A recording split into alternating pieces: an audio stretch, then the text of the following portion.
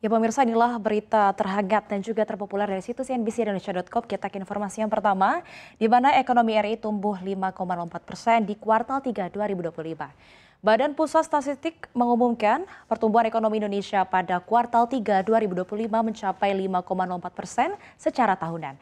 Angka ini sedikit melambat dari kuartal sebelumnya, namun masih menunjukkan daya tahan ekonomi nasional di tengah tekanan global. Deputi Bidang Neraca dan Analisis Statistik BPS Moedi Mahmud mengatakan pertumbuhan ekonomi kuartal 3 tercatat 5,04% secara tahunan atau year on year dan 1,43% secara kuartalan atau quarter to quarter. Angka ini sedikit di atas konsensus pasar yang diperkirakan berada di level 5,01%. BPS menjelaskan konsumsi masyarakat juga masih terjaga, terutama dari sektor makanan dan minuman, akomodasi serta barang dan jasa lainnya. Sementara surplus neraca perdagangan tetap bertahan meskipun kondisi ekonomi global masih diliputi ketidakpastian. Meski sedikit melambat dari kuartal sebelumnya yang tumbuh 5,12%, ekonomi Indonesia masih dinilai menunjukkan resiliensi kuat berkat permintaan domestik yang solid dan stabilitas sektor real.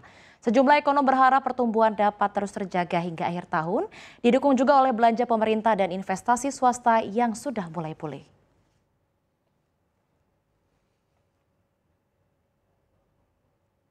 Kita ke informasi lainnya. Perusahaan Ride Hailing Grab mengungkapkan data terbaru mengenai rata-rata pendapatan mitra pengemudi ojek online roda 2 untuk periode April 2025. Laporan ini membagi pengemudi dalam 4 tingkatan, yakni jawara, ksatria, pejuang, dan anggota. Mitra pada tingkat jawara dilaporkan mampu menghasilkan hingga 6,8 juta per bulan, dengan rata-rata waktu kerja sekitar 6 jam setiap harinya. Di Bali, pengemudi jawara bekerja selama 25 hari dalam sebulan, menyelesaikan sebanyak 486 orderan dengan total jam kerja 153 jam. Sementara di Makassar, penghasilan jawara mencapai 6,48 juta rupiah per bulannya dengan durasi kerja 166 jam dan 570 orderan. Grab menjelaskan mitra full-time umumnya bekerja sekitar 6 jam termasuk waktu istirahatnya, menerima orderan secara beruntun dan hanya menggunakan satu aplikasi. Sementara mitra paruh waktu rata-rata hanya narik sekitar 2 jam sehari dan sering menggunakan lebih dari satu platform. Untuk driver taksi online, penghasilan jawara di Bali tercatat mencapai 18 juta rupiah per bulan dengan 295 orderan dalam 158 jam kerja. Di Makassar, kategori serupa mendapatkan 11,9 juta rupiah. Sementara pengemudi di kategori bawahnya seperti ksatria dan pejuang memperoleh pendapatan antara 7 hingga 14 juta rupiah tergantung kota dan durasi kerja. Kategori terendah anggota mendapatkan sekitar 3 juta per bulannya.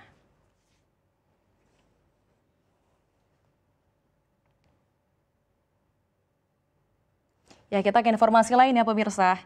Saroni DKK disanksi nonaktif hingga 6 bulan. Mahkamah Kehormatan Dewan atau MKD DPR resmi menjatuhkan sanksi kepada 3 anggota DPR nonaktif terkait dugaan pelanggaran etik yang berujung ricuh pada Agustus 2025. Sidang putusan digelar di Kompleks Parlemen Senayan Rabu 5 November 2025. Sidang putusan yang dipimpin Ketua MKD Nazarudin Dekgam itu dihadiri oleh 4 pimpinan dan sejumlah anggota MKD lainnya. 5 anggota DPR nonaktif yang disidang masing-masing adalah Adis Kadir, Nafa Urbah, Surya Utama, Eko Hendro Purnomo, dan Ahmad Saroni. Sidang sempat diskors juga karena kehadiran anggota DPR nonaktif di dalam ruang sidang. Wakil Ketua MKD Adang Darajatun dalam pembacaan putusannya menyatakan sidang menetapkan sanksi nonaktif 3 bulan untuk Nafa Urbah, 4 bulan untuk Eko Hendro Purnomo, dan 6 bulan untuk Ahmad Saroni. Sementara itu Adis Kadir dan Surya Utama diputuskan dikembalikan sebagai anggota DPR aktif sejak putusan dibacakan. Putusan ini ditetapkan dalam rapat pemusyawaratan MKD pada Rabu 5 November dan bersifat final serta mengikat. Sanksi nonaktif akan dihitung sejak masing-masing anggota dinonaktifkan oleh partai politik asalnya.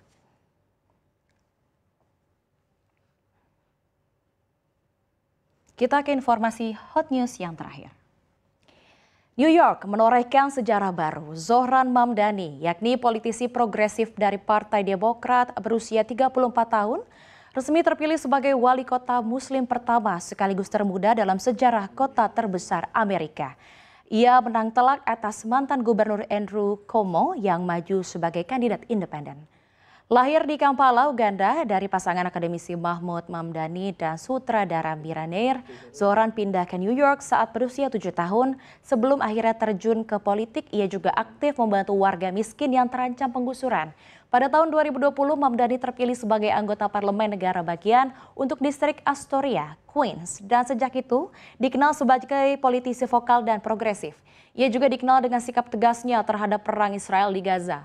Menyebut Israel melakukan genosida dan mendukung gerakan boikot divestasi dan sanksi, namun menegaskan kritiknya tertuju kepada kebijakan pemerintah, bukan komunitas Yahudi.